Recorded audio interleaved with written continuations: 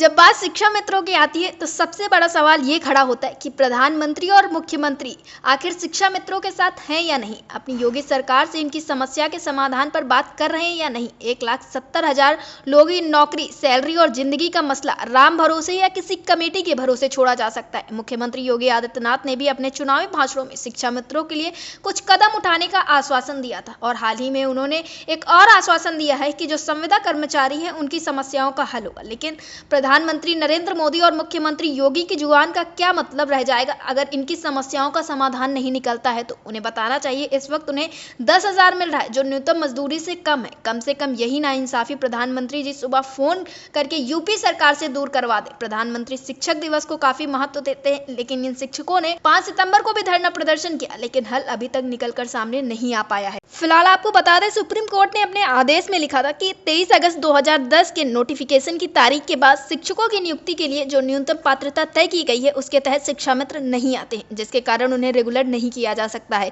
इस न्यूनतम पात्रता के बगैर कोई नियुक्ति नहीं हो सकती और इस केस में नियुक्ति 2010 के बाद हुई थी। लेकिन अब सबसे बड़ी सोचने वाली बात यह है कि आखिर ये 1,78,000 जो शिक्षा मित्र हैं इनकी जिम्मेदारी कौन लेगा। मुख्यमंत्री योगी आदित्यनाथ कहते तो जरूर हैं कि सभी शिक्षक उनके लिए एक समान है, लेकिन इन शिक्षकों का क्या जिनका जीवन अधर में लटका हुआ है, जो आए दिन अपनी जीवन लीला को समाप्त कर रहे हैं और उनकी समस्याओं का किसी भी तरह से कोई भी हल निकल नहीं पा रहा है। फिलहाल इस बार तो शिक्षा मित्रों ने कुछ उम्मीद जताई कि शायद इनकी समस्याओं का हल हो जाए, लेकिन ये सारी चीजें तो कई बार हो चुकी है। फिलहाल अब सबसे बड़ी सोचने वाली बात ये होगी कि जो मुख्यमंत्री योगी आदित्यनाथ ने इस बार आश्वासन दिया है कि संविदा कार्मिकों के लिए और आउटसोर्सिंग के कर्मचारी जो हैं, आशा आंगनबाड़ी की जो कार्यकर्त्रियां, उनके लिए कुछ अच्छा हो सकता है, कुछ सकारात्मक हो सकता है। तो इसमें शिक्षा मित्रों के साथ क्या कुछ होने वाला है और इस मामले पर अटल टीवी की टीम ने बातचीत की राष्ट्रीय अध्यक्ष उमा देवी से। उन्होंने क्या कुछ कहा, आप भी सुनिए। उमा जी, आपका हमारे चैनल अटल टीवी पे बहुत बहुत स्वागत है।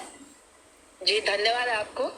उमा जी, जैसा कि अब देखा जा रहा है कि मुख्यमंत्री योगी आदित्यनाथ संविदा कर्मियों की तरफ काफ़ी ज़्यादा ध्यान दे रहे हैं। उनका साफ तौर पे ये कहना है कि जो संविदा कार्मिक हैं और इसी के साथ जो आउटसोर्सिंग के कर्मचारी हैं उनके लिए कुछ सकारात्मक सोचा जाएगा और उनके लिए नियमावली बनाई जाएगी। तो आपको क्या कुछ उम्मीदें नज़र आ रही हैं शिक्षा मित्रों के लिए? आपका ये कथन मेरी बहना बहुत सत्य है। मुझे भी सुनने को मिल रहा है कि हाँ, इन बिंदुओं पे पहल मुख्यमंत्री जी करवा रहे हैं जी, और हम भी उसी आशा भरी निगाहों से देख रहे हैं जी, कि जब संविदा कर्मियों पे होगा, आउटसोर्सिंग पे होगा, तो शिक्षा मित्र तो अपना 25 साल का योगदान दिया है ना जी, और 25 साल से अपना उस अहम भूमिका में योगदान दिया है जब विद्यालयों के ताले बंद थे, जब जर्जर अवस्था में शिक्षा का ढांचा था, स्थिति नाजुक थी, तब शिक्षा मित्र परिवार ने पेड़ों के नीचे बच्चों को पढ़ाने का काम किया, बंद पड़े तालों को खोलने का काम किया, जर्जर अवस्था में जो शिक्षा का स्तर गिर चुका था उसको ऊंचाइयों पर ले आकर खड़ा कर दिया। नौनिहालों की खेती ललहाने लगी, वो बच्चे चहचहाने लगे मैदान में, विद्यालय में। और आज कोई ऐसा विद्यालय नहीं है जहां बच्चों की संख्या कम हो। सभी जगह है जहां मान लीजिए नगर स्तर का थोड़ा सा स्थिति नाजुक है, क्योंकि नगर स्तर में कॉन्वेंट के तरफ भी लोग भागते हैं, इसलिए थोड़ा सा प्राइमरी का वो होता है। लेकिन ग्रामीण स्तर और नगर के जो अच्छे विद्यालय हैं उनमें मेरे हिसाब से संख्या कम नहीं है। जी उमा जी, क्या हम ये कह सकते हैं कि मुख्यमंत्री योगी आदित्यनाथ ने ये निश्चय इसलिए किया क्योंकि चुनाव आने वाले हैं और चुनाव में कहीं ना कहीं संविदा कार्मिकों का, शिक्षा मित्रों को बहुत बड़ा हाथ होता है सत्ता पलट करने में, और लोकसभा चुनाव में कुछ इसका एक छोटा सा अंश देखने को मिला, आगे चुनाव, उपचुनाव में, विधानसभा चुनाव में, तो इस वजह से तो ऐसा कुछ नहीं? ये भी कथन आपका पूर्ण रूपेण सत्य है मेरी बहना कि जब बीजेपी सरकार को यूपी में लाना था, कमर कसा शिक्षा मित्र भाई बहनों ने, उन्हें ये नहीं पता था कि उनके ऊपर इतनी मुसीबत आ जाएगी।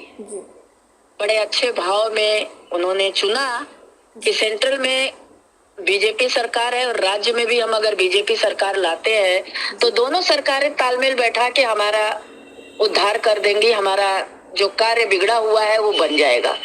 लेकिन विसंगति ये हो गई 2017 से लेकर 2024 अब तो समाप्ति की ओर है। सितंबर आ गया तो 2 ही 3 महीने तो बचे हैं, अब समाप्ति की ओर 24 का भी साल है और अभी तक शिक्षा मित्र परिवार वहीं का वहीं खड़ा है, जिसका कि 1 रुपए की भी बढ़त नहीं किया मुख्यमंत्री जी ने। विडंबना और वेदना दोनों है जी। विडंबना दुर्भाग्य ये है कि कोई हमारी सुध नहीं ले रहा है, जिसके लिए हमने कमर कस के शासन में लाके हम लोगों ने खड़ा कर दिया। जी। जैसे कि आपके प्रश्न है कि हाँ, शिक्षा मित्र परिवार एक अहम भूमिका निभाता है। जी। और सत्य है, पूरब से पश्चिम, उत्तर से दक्षिण, जी। चारों तरफ शिक्षा मित्र परिवार एकजुट एक माला के तरफ पिरोया हुआ है। जी। इस माला को कोई हिलाना भी चाहता है ना, जी। वो माला टूटती नहीं है। क्योंकि यही बात हम लोग पूर्व में भी बताए थे, आज भी बता रही और आने वाला कल भी इतिहास गवाह रहेगा कि अन्य जितने संगठन हैं जी, उनकी संख्या कहीं बहुत ज्यादा है तो कहीं बिल्कुल ना के बराबर है जी। लेकिन शिक्षा मित्र परिवार की संख्या हर गांव में है जी, हर मोड़ पे है, हर क्षेत्र में है, जहाँ से वो अपनी खबरों को निकाल करके, अपने कर्मठता को निकाल करके, अपनी जिम्मेदारी को निभा करके वो देते हैं। जी। उमा जी, अगर बात करें हम शिक्षा मित्रों की, तो शिक्षा मित्र आहत तो हैं, जिससे आप तो अच्छे से रूबरू हैं, और व्हाट्सएप ग्रुपों पे देखा जाए शिक्षा मित्र के जो, तो आए दिन ऐसी दुख भरी खबरें आती कि आज इस शिक्षा मित्र की मृत्यु हो गई, कल उस शिक्षा मित्र की हो गई, तो ये बहुत दुखदाई होता है। तो ऐसे में आपने उन शिक्षा मित्रों के परिवारों के लिए क्या सोच के रखा है जो इस तरह से अपनी जीवन लीला को समाप्त कर रहे हैं? देखिए मेरी बहना, ये हृदय विदारक घटना 2017 में हुई, तब मैं मैदान में खड़ी हुई। उस मैदान में जितने पहलू आए, जी, बाल घुटना, जनेऊ का त्याग होना, अनाथ बच्चों के लिए मैं रास्ते कई बार मैं जाके अर्थियां भी उठाई, उनके दरवाजे तक मैं पहुंची हूँ। ये मेरा ऐसा कंधा था मेरी बहना, मैं ये नहीं सोचती थी कभी कि मुझे कल का दिन कहाँ देखना पड़ेगा, कैसे किस रास्ते पे देखना पड़ेगा।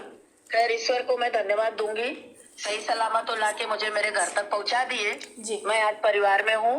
विसंगतियां मेरे साथ भी आई, मेरे साथ भी शासन ने कोई अच्छा व्यवहार नहीं किया, मेरा भी निलंबन हुआ। मेरे साथ भी कई सारी विसंगतियां शासन ने तैयार किया, मैंने मामले को कोर्ट में डाल करके मैं आज भी लड़ रही हूँ, चुनौती स्वीकार कर रही हूँ। अब आई बात अनाथ बच्चों के लिए मैं क्या कर रही हूँ। मैं अपने भाई बहनों से अपील की हूँ कि आप लोग एक मिशन तैयार करिए। वैसे तो मेरे पास जो होता है, मेरी बहन बड़ी आदमी तो नहीं हूँ मैं टाटा बिरला डालमिया नहीं हूँ, लेकिन फिर भी मैं ये जानती हूँ कि एक रोटी के अगर 4 टुकड़े कर दो और प्यार से अगर उस चीज को खा लो तो भूख प्रेम से भर जाती है। वही काम मैं करती हूँ, मलहम लगाने का काम करती हूँ, जितना बनता है उतनी मैं मदद करती हूँ। और आम शिक्षा मित्र भाई बहनों से कहूंगी कि आप आइए, आप चारों तरफ भटक रहे, भटकना बंद कर दीजिए। आपको अपना मिशन दिखाई यदि दे रहा है तो आप अपने उस कर्मठ योद्धा को हमेशा समर्पित रहिए जो आपके निस्वार्थ सेवा करता है। आप इतना अपना बर्बाद होने के बाद भी अगर अपने को सबक नहीं ले पा रहे, सीख नहीं ले पा रहे हैं, तो ये आपकी नासमझी कही जाएगी मेरे हिसाब से, कि आप अपने स्वार्थ में चिल्लाते हैं कि हाँ ये ऐसे नहीं। पहले निस्वार्थ बनिए, स्वार्थ त्याग दीजिए। जब आप निस्वार्थ बनेंगे आपकी मदद ईश्वर करेंगे। स्वार्थ तो किसी को नहीं करना चाहिए। हाँ, काम को ये अपने दिमाग में रखिए कि हम जो कुछ करें, मानव रूप है, हम बुद्धिजीवी कहलाते हैं, हम अपने से कोई ऐसा गलत काम ना करें जिससे कि खुद कोई आहत हो। जी, उमा जी, एयरटेल टीवी से जुड़ने के लिए बहुत बहुत धन्यवाद। धन्यवाद जी।